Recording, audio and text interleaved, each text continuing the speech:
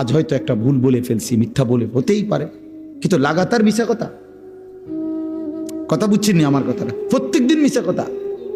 প্রতিদিন বুঝি মানুষের সুদ খায়, প্রতিদিন বুঝি ওজনে কম দেয়, প্রতিদিন বুঝি কাস্টমারের ঠকা। এটা কি মুসলমান? এ কেমন ধরনের পাপী?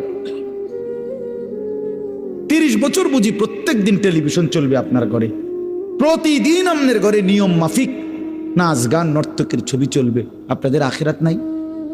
আপনার বিবি বাচ্চার আখিরাত নাই? তো এরা মরলে কোথায় যাবে? এদের পরিণতি কি হবে? আর আমি বাবা হিসাবে, অভিভাবক হিসাবে কি দায়িত্ব পালন করলাম?